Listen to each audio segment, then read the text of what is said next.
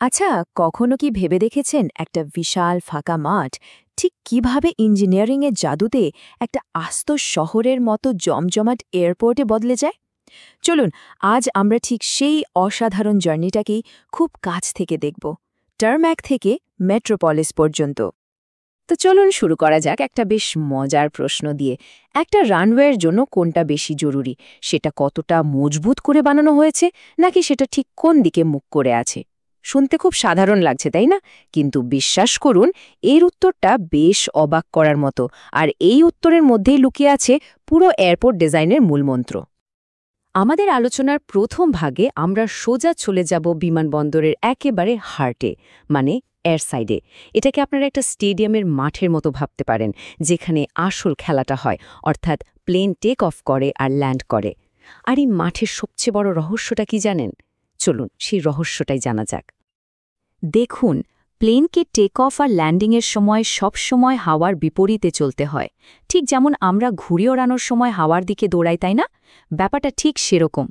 এতে প্লেনটা সর্বোচ্চ লিফট পায়, আর পাশ থেকে আসা দমকা হাওয়া বা ক্রস উইন্ডো এড়ানো যায়, যা অনেক সময় সাইকেল চালাতেও আমাদের ব্যালেন্স নষ্ট করে দেয়।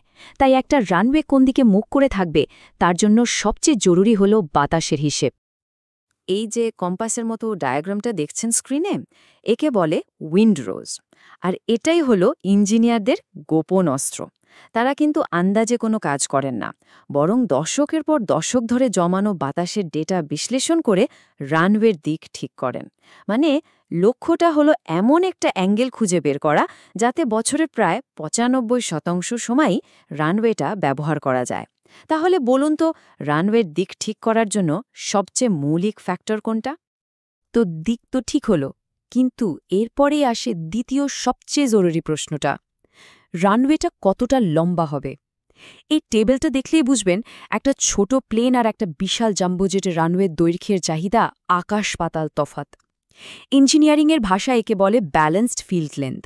ব্যাপারটা অনেকটা ক্রিকেট মাঠের মতো। একজন ফাস্ট বোলারকে যেমন লম্বা রান আপ নিতে হয়, ঠিক তেমনই একটা ভারী প্লেনকে উড়তে গেলে অনেক লম্বা একটা রানওয়ে লাগে। তাহলে রানওয়ে দিক নির্দেশনার ভিত্তি কোন ফ্যাক্টরটি? আচ্ছা, প্লেনের ব্যবস্থা তো হলো, কিন্তু আমরা যারা যাত্রী, আমাদের কি হবে? এবার আমরা এয়ার সাইড থেকে ল্যান্ড সাইডে আসছি। আর এখানকার মূল কেন্দ্রবিন্দু হল টার্মিনাল, যা বিমানবন্দরের ফুসফুসের মতো কাজ করে। মানে হাজার হাজার যাত্রীকে শ্বাস নেওয়ার মতো ভেতরে টানে আর বাইরে বের করে দেয়। এই ধাপগুলো আমাদের সবার কাছেই খুব চেনা, তাই না? কিন্তু এর পেছনের ইঞ্জিনিয়ারিংটা কিন্তু বেশ জটিল। সিভিল ইঞ্জিনিয়ারদের প্রত্যেকটা ধাপ এমনভাবে ডিজাইন করতে হয়, যাতে জায়গা, স্পিড আর সুরক্ষার মধ্যে একটা পারফেক্ট ব্যালেন্স থাকে। ভাবুন তো, একটা জায়গায় একটু গণ্ডগোল হলেই পুরো সিস্টেমটা জ্যাম হয়ে যেতে পারে, ঠিক শহরের ট্রাফিকের মতো। তার মানে পরিষ্কার বোঝা যাচ্ছে যে টার্মিনাল ডিজাইনের কোনো একটা পারফেক্ট ফর্মুলা হয় না। এটা সবসময় একটা দেওয়া নেওয়ার ব্যাপার, একটা ট্রেড অফ। একদিকে আছে পিয়ার ডিজাইন, যা বানাতে সোজা, কিন্তু যাত্রীদের প্রায় ম্যারাথন দৌড় করিয়ে ছাড়ে। অন্যদিকে আছে স্যাটেলাইট টার্মিনাল, যেখানে হাঁটা কম, কিন্তু শাটল ট্রেনের মতো দামি পরিকাঠামো লাগে। তাহলে টার্মিনাল ডিজাইনের এই দুটি প্রধান প্রতিদ্বন্দ্বী দর্শন কি কি? আর এখানেই কিন্তু আসল চমকটা অপেক্ষা করছে। এই চারটার দিকে একবার দেখুন। ডালাস বা হংকংয়ের মতো বড় এয়ারপোর্টের মোট আয়ের ২/৩ আসে প্লেন ওড়ানো থেকে নয়, বরং দোকান, রেস্তোরাঁ আর পার্কিং থেকে। মানে টার্মিনালগুলো এখন আর শুধু যাত্রার জায়গা নেই, এগুলো এক একটা হাই এন্ড শপিং মলে পরিণত হয়েছে। তাহলে বলুন তো, টার্মিনাল ডিজাইনের দুটি প্রধান প্রতিদ্বন্দ্বী দর্শন কি কি? তো আমরা এয়ারপোর্টের হার্ট মানে রানওয়ে আর ফুসফুস মানে টার্মিনাল নিয়ে তো কথা বললাম, কিন্তু এই পুরো শরীরটাকে কন্ট্রোল করে কে? এখানেই আসছে এয়ারপোর্টের ব্রেইন, মানে মাস্টার প্ল্যান। এটাই সেই ব্লুপ্রিন্ট যা আগামী ২০-৩০ বছরের বিকাশের পথ ঠিক করে দেয়। একটা এয়ারপোর্ট বানানো কিন্তু একটা বাড়ি বানানোর মতো সহজ কাজ নয়। এটা আক্ষরিক অর্থেই একটা নতুন শহর প্ল্যান করার মতো। এই টাইমলাইনটা দেখলেই বোঝা যাবে, একটা প্ল্যানকে বাস্তবে রূপ দিতে ২০ বছরেরও বেশি সময় লেগে যায়। ভাবা যায়? এর মধ্যে ভবিষ্যতের চাহিদা অনুমান করা, ডিজাইন করা, আর সবথেকে কঠিন কাজ পরিবেশগত ছাড়পত্র জোগাড় করা, সবই আছে। এই বিশালতার একটা আন্দাজ দিতে শুধু এই সংখ্যাটা দেখুন, 8,60,00,000।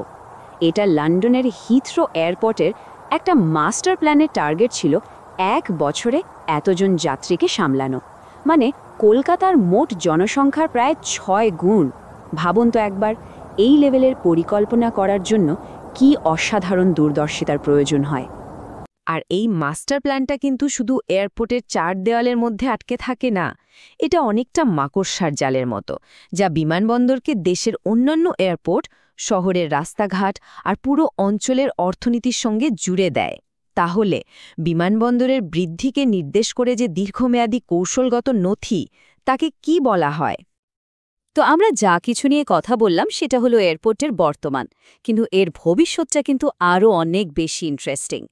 চলুন আমাদের শেষ ভাগে ঢুকে পড়া যাক আর দেখি কিভাবে বিমানবন্দরগুলো শুধু একটা ট্রানজিট হাব থেকে বেড়ে উঠে আস্ত একটা শহরে পরিণত হচ্ছে। এই নতুন কনসেপ্টটার নাম হল এরোট্রপোলিস, মানে এমন একটা শহর যার কেন্দ্রবিন্দু কোনো মন্দির বা বাজার নয়, বরং একটা এয়ারপোর্ট। এখানে এয়ারপোর্টটা আর শহরের এক কোনায় পড়ে থাকে না, বরং এয়ারপোর্টকে ঘিরেই পুরো শহরটা গড়ে ওঠে।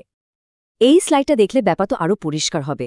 একটা এয়ারপোর্ট সিটি আসলে একটা সম্পূর্ণ ইকোসিস্টেম, ঠিক যেন কলকাতার নিউ টাউন বা গুরগাঁওয়ের সাইবার হাব, কিন্তু এর একদম সেন্টারে রয়েছে একটা airport. Logistics, corporate headquarter, hotel সব কিছুই চুম্বকের মতো এই গ্লোবাল কানেক্টিভিটির দিকে আকৃষ্ট হয়। আর এর পেছনের কারণটা কিন্তু পুরোপুরি অর্থনৈতিক। এই যে কোডটা দেখছেন, এটা বলছে যে ড্যালাস ফোর্ট ওয়ার্থের মতো বড় এয়ারপোর্টের মোট আয়ের 2/3 আসে নন অ্যারোনটিক্যাল, মানে এই দোকানপাট, হোটেল, এই সব থেকে। তাহলে বিমানবন্দরকে অর্থনৈতিক কেন্দ্রবিন্দু করে নির্মিত শহরকে কি বলা হয়? তাহলে শেষ প্রশ্নটা এটাই, বিমানবন্দরই কি 21 শতাব্দীর নতুন নগর কেন্দ্র? পরের বার যখন কোনো এয়ারপোর্টে যাবেন, ওটাকে শুধু ফ্লাইট ধরার জায়গা হিসেবে দেখবেন না, বরং ভবিষ্যতের একটা শহরের ঝলক হিসেবে দেখবেন। একজন সিভিল ইঞ্জিনিয়ার হিসেবে এই পরিবর্তনটা বোঝা খুব জরুরি, কারণ সাধারণ রাস্তা বা ব্রিজ বানানো থেকে বেরিয়ে এসে এই ধরনের বিশাল ইন্টিগ্রেটেড সিস্টেম তৈরি করার দক্ষতায় ভবিষ্যতের মেগা প্রকল্পগুলোর সংজ্ঞা দেবে। আপনারা শুধু কংক্রিটের কাঠামো বানাবেন না, আপনারা বানাবেন ভবিষ্যতের গ্লোবাল কানেক্টিভিটির কেন্দ্রবিন্দু। আর এটাই আজকের সিভিল ইঞ্জিনিয়ারিংয়ের সবচেয়ে উত্তেজনাপূর্ণ দিক।